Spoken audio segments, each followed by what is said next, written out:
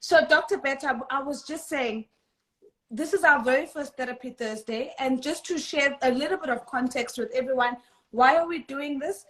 We've been running Mentorship Mondays now as a conversational platform on Instagram every Monday. And one of the things we noticed is that people kept on asking us questions that I couldn't answer because I'm not you. So I'm not a qualified psychologist. I'm not a PhD graduate. I'm not a lecturer. I'm not a practicing psychologist and all the amazing things that you do.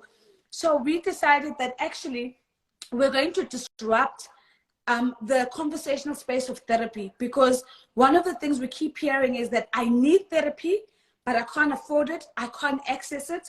When I look at my life, it becomes the last thing. It becomes a luxury that I literally just, can't afford. So that's why we're so excited to have you. How it's going to work, Dr. Betta, is that we've got literally pages of questions that people have sent. And I'm not going to interview you. I'm literally going to read the questions that everybody has sent. Right. We have put out a disclaimer to say that we know that therapy is not a one-size-fits-all. We all have our nuances. We all have our different realities in our families, in our relationships, even within ourselves. But the point of this is to learn from each other, right? Yeah. And to learn from the answers that you are going to be sharing with us. So I also want to claim you as a person from KZN, and I just want to say, guys, this is what KZN produces. So I'm already proud that you're from my province. So I'm also going to keep them anonymous, Dr. Betta, so that we don't expose anyone.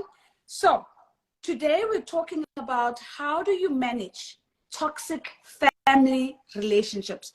Before we get to the questions, what is toxic? When you say something is toxic, what do we mean exactly? No. Thank you so much again for having me. But I think I very, very much am quite excited around that particular question. Reason being, I want us to unpack what toxicity actually is, as well as how toxicity looks like, especially in the family environment, as well as in intrapersonal relationships as well. So it's important for us to unpack it in their light as well. So toxicity is anything that is manipulative, anything that is persuasive in a manner that the other person or being is not actually fond of. So for instance, if you are making me do certain things and I'm actually either unconsciously or subconsciously not willing to engage in such, it means it is toxic by virtue of actually gaining something, whether it's approval or anything. So the victim and a bystander here, as well as the perpetrator, so three people are always involved in this. So toxicity is exactly, or anything in retrospect to saying that I want you to do certain things that I want. So they're not for your benefit, but they're for my benefit as well. So managing such situations are it's very important in a manner that we need to create links or relationships that are very healthy, and relationships that are not also for fitting in, understanding and belonging, as well as creating an identity within a relationship outside. It's not also healthy. So it's important for us to understand that, listen, I am an individual before any relationship, so that I can actually try and limit or build a wall around toxicity. Hence, I'm always striving in individuality, in assisting people in toxic relationships and environment as well. So it's exactly how it is and how it plays out. But fighting for that and actually creating boundaries for me is very healthy and very important to have. Whether it's a toxic relationship or it's a healthier one, it's always important to have those. So Dr. Betta, you said there are three people in a toxic situation. The victim, we understand. Yep. The perpetrator, we understand. What does the bystander do in a toxic? What is that typical person who's just observing as a bystander, and what role do they play in a toxic relationship? Good question. So they do two things actually. The first thing is silence. Sorry in silence. So they don't actually call it out. They don't actually come in. So the third person actually who's the bystander is the person who then actually is taking the side of the perpetrator. By virtue in any relationship dynamic, there's always power involved. So the perpetrator in that light has or holds enough power to actually try and coerce the other individual into a toxic type of end to a means type of act. So the bystander is the person who just keeps silence. And also what they then also do is that they take the side of the perpetrator by also, for instance, saying that we need certain things to be done. So therefore, he already knows who to actually go to. or she already knows what to act and how to go about doing that. So they do those two things. They can remain silent in an environment where they need to call out certain things, they don't, as well as they then actually perpetuate certain, things to happen within that relationship dynamic as well. Sure. So I'm going to get into the questions, but allow me then just to make this quick comment. What I'm hearing you say is that we can be the victim, right? So we can be the person who's experiencing the toxicity. Yep. We can be the perpetrator as well. So we could be the person that everybody's surviving because the way we're showing up and the way we're impacting others is just toxic. But we can also be the bystander where we have the power to either use our voice or our actions and we don't. And that in itself is also toxic because you're actually allowing the perpetrator to get away with, the toxicity of that moment. So there's an anonymous number 1 says, Dr. Betta, how do I deal with parents who force me to have a relationship with a toxic sibling? And in this case, an older sister. But because of family and the need for us to come across as happy family, I'm being forced into a relationship with a person that is very, very toxic. How do I navigate that? So you see, when we touch the issue of parenting, especially the people of color, so how we define and how we see parenting is that as a parent, as an elder, I am the one who knows everything. So I'm omnipresent, I'm ever knowing, I'm the holder of all that. So it's very difficult for you as an individual, especially being the younger sibling. So already you are also going to be told that so you need to listen. You need to actually try and create an environment that is actually amicable, an environment that is actually very lovely for for everybody to actually have. But it's very difficult. For instance, in such a setup, the minute you actually speak the truth, or the minute you actually try and defend yourself, you're seen as being rebellious. You're seen as actually being ill-mannered, as well as not following orders by your parents. Not being, a child that is actually obedient. So it's very difficult to actually understand and navigate the toxicity. But what is then actually important is that as an individual, actually in that environment, is to actually always state your ground and also be able to actually present yourself in a manner also that is respectful. As much as you may be a victim, but you'd find that there are also other things that you are doing that is actually fueling this and not allowing the parent to see a different perspective in terms of how they can also parenting as well. So as much as we are a victim, able to actually not be in a place where you are then becoming a perpetrator. For instance, if you can, but you just step on my food. If that's also healthy, because I'm telling you, but if I keep quiet and then I do the same thing, then we are both at fault. So it's important for you as the victim to say, if I speak like this, I only need an environment where I'm heard, where I'm contained. Remember, culture is very dynamic. It's not something that is static. So it's very important for us to actually understand that culture is something that we go about and actually forever changing. Same with parenting styles with our parents. They come from a different, paradigm. So it's important for us to actually conscientize them or educate them to the now, which is your 4IR and a lot of things now. So it's important for them to understand this is me, and my older sibling is also a different person. So identity and individuality is also very key in them understanding, because parents is all about grouping us. If they see us sitting together, then we are great. But they also need to understand who I am as a person, my own individuality, and my own likes as well. So it's very important. I think that is a very, good opening type of questions for us to understand that there are parental dynamics that actually speaks to or tells a lot of, in terms of how they used to parent and how they're parenting as well, which can also create not only toxicity in that environment, but also a lot of, mental health issues where you'd find that our person here, she's now engaging in a lot of isolation. She's not actually engaging in things that are actually seen in society, especially in the family dynamic where I've changed. I've seen myself, I'm not actually engaging in whether it's washing dishes or cleaning, or engaging in chores. So it's very important for us to also note that and also educate our parents that, hey, mama, it's a different type of world that we are actually engaged in now. I love that Umandelu Pumile as a way of starting the conversation. But I think that you speak about something so important, and that is there are moments when our culture can be toxic, and culture then becomes such a very difficult thing to begin to break, because this is just the way that things have been happening. And to be able to find your voice in the context of culture to say, Mama, I'm going to be respectful, I'm going to speak respectfully, but I do need you to understand, Guti, me and my siblings were not the same person. And like in Patagabi, or it creates this type of feeling and so on for me. So I want to make it a little bit harder. There's another question, also an anonymous question, and it relates to parenting, Dr. Beta, but it's a different type of parenting. This person says, I have practically raised my mother as a child, having to be emotionally available to her at all times since my early 20s. And she says, the worse then, when I got married, she still wanted me to be there to, as almost as the parent to her, even though I was a child.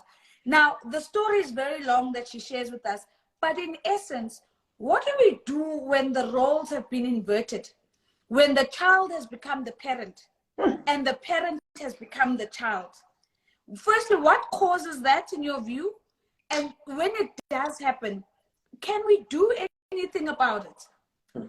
I think I'm going to try and unpack that from a paradigm or theory that we normally use in our world. We call it the transactional pact model of communication, where, for instance, we have the child, the adult, as well as the parent as well. Sometimes when we communicate, you find that it's actually mismatched, where the parent is actually communicating as the child to the child as well. So what we then need in that relationship is a communication that is adult to adult. So it does happen. A famous philosopher actually once said that it took me a very long time to be young. So whenever you become a parent or an adult, that's where you get to infantile stage, where certain things to you do not make sense, but it's always very jovial in the sense that I want to be taken care of. So it's also another paradigm that we need to understand. So certain two things are actually at play here, that as we grow older, we grow younger actually. As we also grow older, we take on a lot of responsibilities in this life where I can't actually now be myself. So it's important for the person who wrote to us is that we need to strive for more individuality in a sense that she also needs to understand that there's certain rite of passages that she needs to actually perform and be part of and actually bear the fruits of actually being a wife, of being a mother, of actually being a child. So she also needs to understand that, listen, I'm carrying so much responsibility in a sense that is also overbearing and overwhelming me to a point where I don't feel like I need to be a mother to my mother as well. So that also creates a toxic relationship where, for instance, I'm sure she can also attest to this, that when, for instance, payday comes, the mother will maybe send a call back or the mother will just actually call or anything. So she then also knows automatically that I need to do this. By virtue of her also doing that, it means that now the mother actually has full control to then speak to you, say certain things and actually now be jovial. But if that has not happened, the relationship is toxic, the relationship is dysfunctional. So therefore, there's an enabling type of perspective that she's bringing that is also damaging this relationship and creating a very large spectrum of toxicity. As much as she feels overwhelmed, as much as she feels like this relationship should not actually be in this life, this is unhealthy. But she's also creating a relationship that is also toxic by enabling it as well. You'd find that the mother, the niece, for her to take care, but she shouldn't be doing all of those things, which can also create toxicity or resentment or dysfunctionality in a whole world of marriage as well, where the husband can be complaining about why is it that you're so invested that side or not invested this side. So I think she's actually stuck in the middle to wait, what do I then do? Who do I also choose? So it's important to have a sit down with the parent as well, to help them understand, to say, Mama, mina ngichatile. Mama, I have my own home. By right of passage, I'm this particular person, and I've inherited a new identity as well. So I'm therefore not as umntwana walaikhaya. I'm now actually need to be seen as a person who has, who's actually a wife, who's actually graduated from different rites of passages. So it's very healthy and important for her to sit down, no, Mama, I'm chazele and unpack. Mama, I think it's actually overwhelming me. Mama, if you need money, if you need this and that, can I gather my siblings as well for us to actually have a proper solid intervention? Because it's almost like the relationship, she's actually, sponsoring a drug addiction in a sense, if I may put it that way, and being respectful as well. But it's important for her to break free from that, to just have a conversation and sit down. Maybe she can also say, but I've tried that, I've done A, B, C, and D, but we need to have a different approach, whether the husband comes into light, whether she also shares, her own kids in that particular setup. But it's important for her to have that as well. And I can imagine also with the type of, thoughts that you can also have. For instance, if umama ngasho, if my mother were to pass away in such a setup, I would also hold myself accountable and not actually be free as well. So it's also important to have those conversations in that light, because she needs to break free. I feel like she's actually being in captive, and also she is perpetuating by enabling it as well, by virtue of also being a child, by also being captured by culture to say, but I can't say no to mom. You know, you hit that last point, because that's what my follow-up question was going to be. And I'm not here trying to bash culture, right? Because I know that culture is important. Yeah. It allows us to, you know, to connect and to engage in the way that is familiar across generations and so on. But I'm almost getting the sense that our culture as Black people is designed in such a way that parents are designed to become children, because there's almost like this thing of to say, yes, once you start earning, you are financially responsible for me and this family. And even if it's not fully, but you know, we talk about the expectations around, you know, financial flows to your family. And on one level, I can see how that just becomes, hey, I'm just helping at home. But I can see how it can become toxic, where it's an expected, it's no longer a contribution. It's almost, you owe us. And this is something you must do.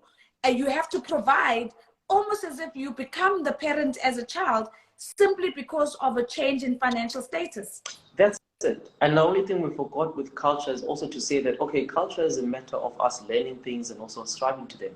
But we also forgot to mention or live by the fact that we need to unlearn as well. So culture is very static in a parent's type of perspective and modality to say this is actually it. So we need to sit in there like even uhambe strategy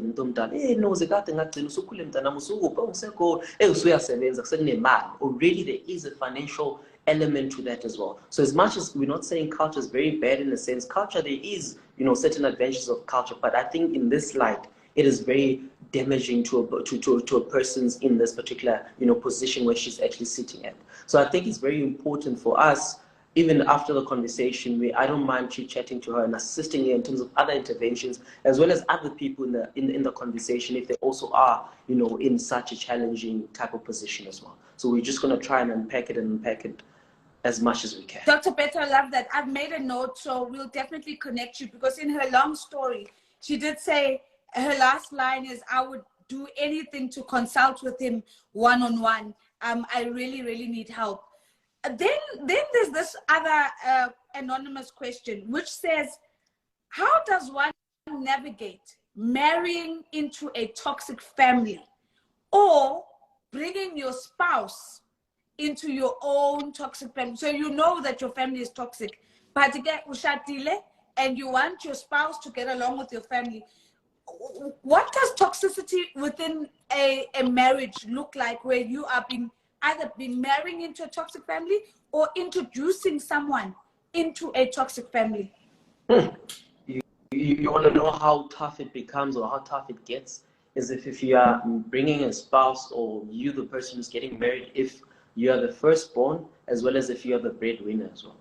So that just takes it on a different engine and spectrum as well.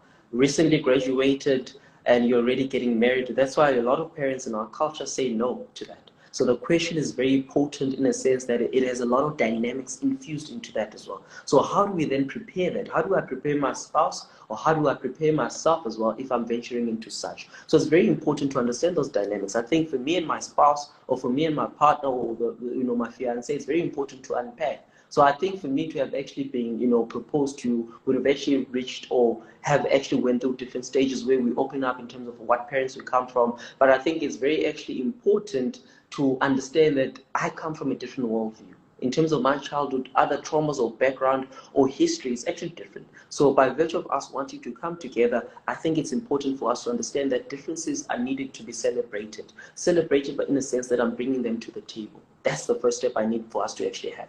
So, I'm this type of uncle who always asks me for money. My family is this set up by, especially me. I'm the only, brother in the family. I've got 3 sisters, so it's going to be tough for somebody. But it's also important to understand those dynamics already.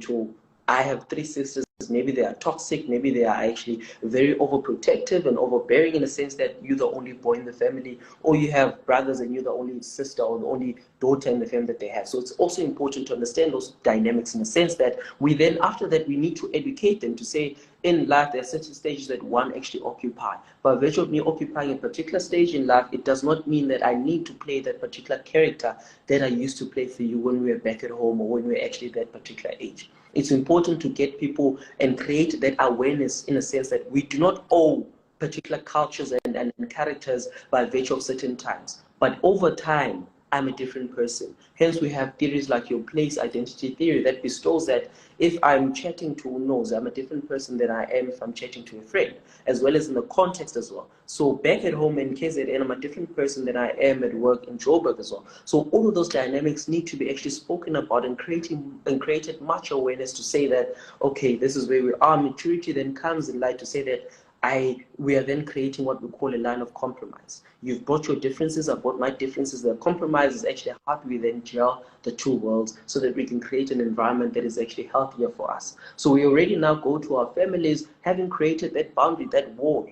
So whenever anything happens, I can give you that side eye to say, I told you, as you can see in the family, A, B, C, and D is actually happening. So then the partner feels involved, the partner feels contained, if the partner feels like I matter as well. So I think for me, in diluting that particular situation is actually having pre-conversations about what can actually happen so that I can have insight as well and not take offense to say maybe your family doesn't want me or your family is not actually accepting of the family of the person that you're wanting to marry as well.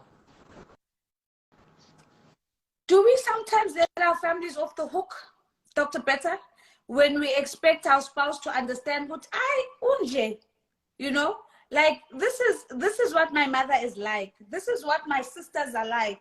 And to what extent is the partner or the spouse being brought into a toxic marriage empowered to say, but this is not normal, you know, especially when it's become normalized, you know, in that particular family. How you know, what would you advise somebody who's now married into a toxic family and is now saying, you know, my husband or my wife excuses it as this is just who they are? How do you deal with a situation like that? Because you know, everybody's become so normalized with the toxic behavior of a particular person that the issue is almost you. Like, why can't you just accept, oh, this is how this person is? And toxicity is statements like this is how things are done, like how things are so, like how that is toxicity to me, because I mean it limits any challenge, it limits any improvisation, it limits any upgrade and any challenge to such to extent where we can then unpack it into a different light. But also as human beings, I think our only other flaw that we have human beings subconsciously is that we have this innate ability or innate thing in our heads that we want to be liked. So even as a spouse coming to a family that is very toxic, I'm going to do certain things that allows the family to like me and to see me as well. So as individuals as human beings, when we're in environments that is actually not conducive to us, what we then do as a survival, you know, mechanism is that we do.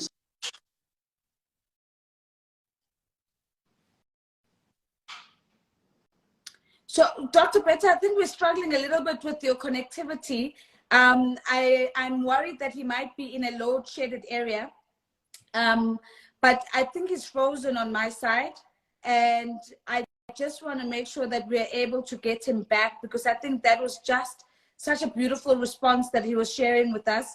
Can you just confirm for me in the comments if he's also frozen on your side, and just, let's say, I think he's requesting again.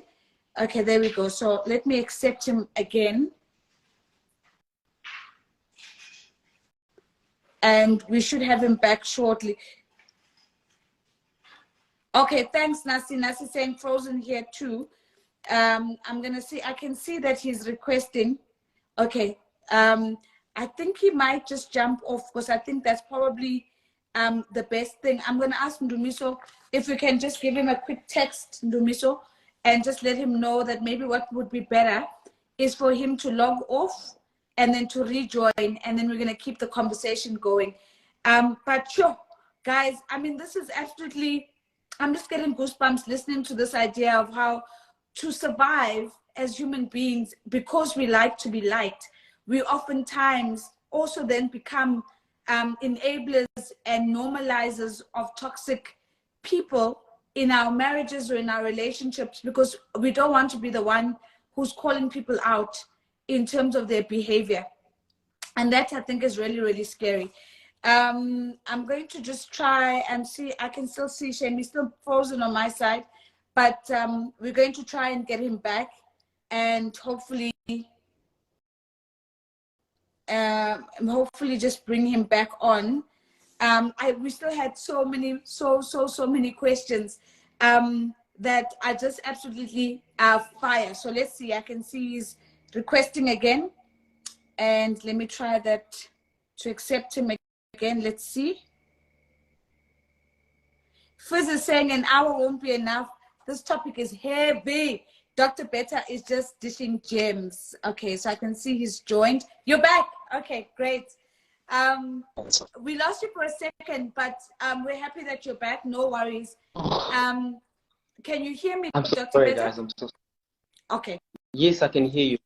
Is okay. Is it so okay? Let me tell you where we lost you. Yeah, it's a little bit crackly, but let's see what we can do. Okay.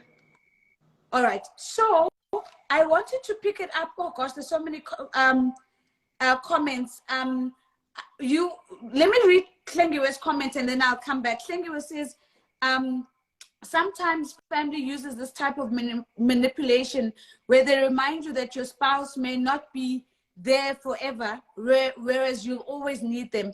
And this makes it really hard to confront them. You know that saying, blood is thicker than water.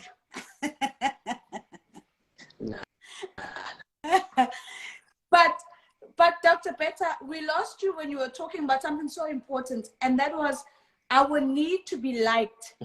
And how sometimes that becomes a survival mechanism where we too become enablers within that toxic family, because Yes. But it is also very much incorporated in terms of how we are raised, in terms of gendered parenting, roles. Umfana melabe so umuntu intombazane melabe so. Already that is indoctrination in a sense that marriage becomes the ultimate what. But I love the woman that I'm surrounded with, especially in this era. I have a lot of women who are like, no, that's not the ultimate destination or perspective. It's all around making money. It's all around getting, progressing in the career field that I'm in, which I very like. But I was also touching on the fact that we have this subconscious innate belief to be loved.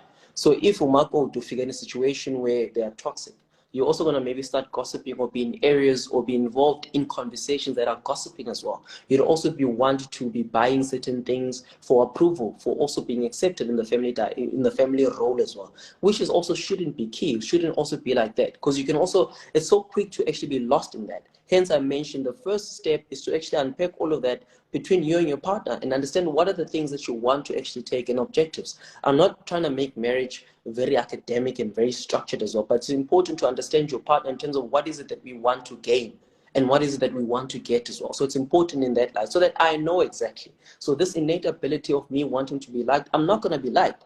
But also to touch on the comment, it's a very important one to understand that, because that is toxicity, that is manipulation, that is persuasive, that is actually very raw. It's raw in its own context to say that we are family. But family then also again tends to forget that by virtue of me being born in this family, it's an ever-dying circle. Brafon Bringer speaks of the such systems as well. I'm going to be in a different system. I have a family in the community, I have a family at school, I have a family, go high, wherever it is actually. So it's very important to understand that actually this is not going to be my end family as well.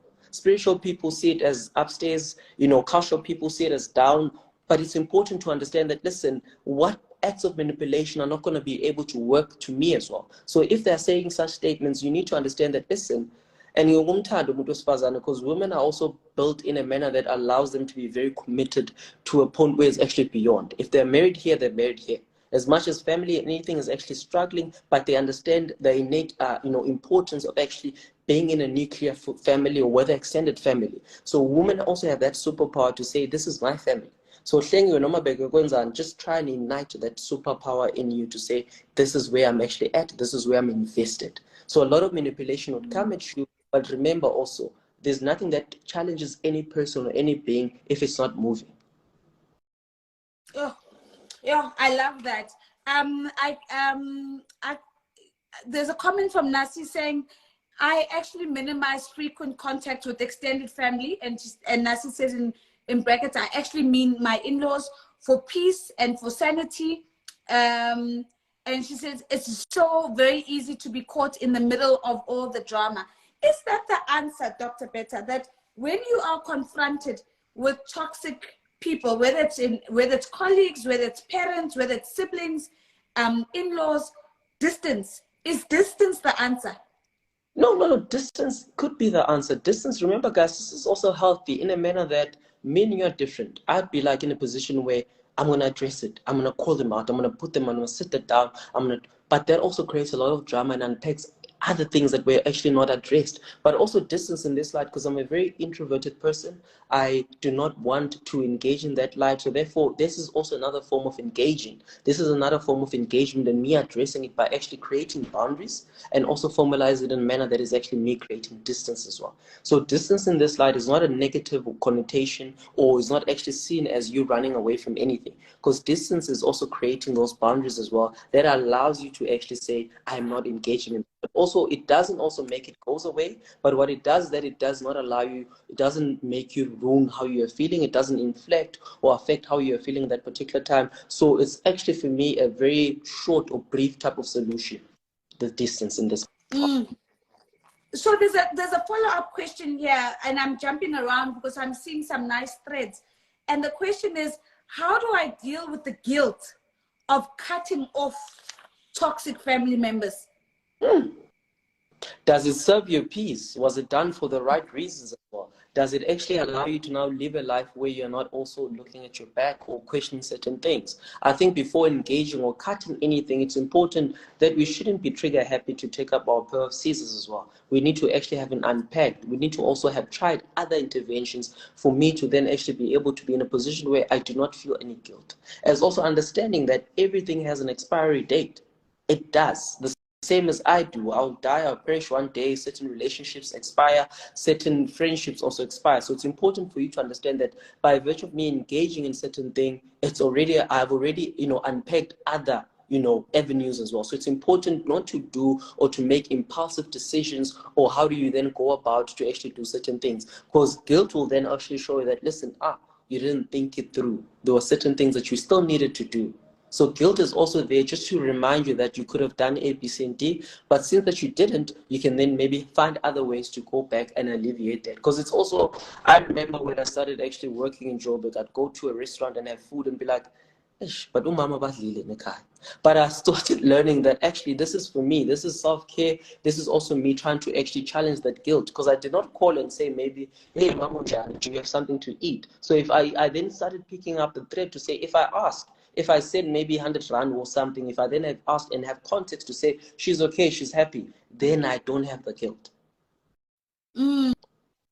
So linked to that, right? There's a comment from Nelfi24 saying, the challenge of creating boundaries, though, is when you need the very, I want to make sure I don't miss that. When you need the very same people the most in your life, how will you then be able to get help at some point in your life after you've set boundaries? So I want to simplify that. So you decide to know your parents are toxic, you're creating distance. Now you need to get married. Now they need to host your members, and you're this and you're that. Your father needs to go and do the lobola things. And now he's basically saying, can I win though?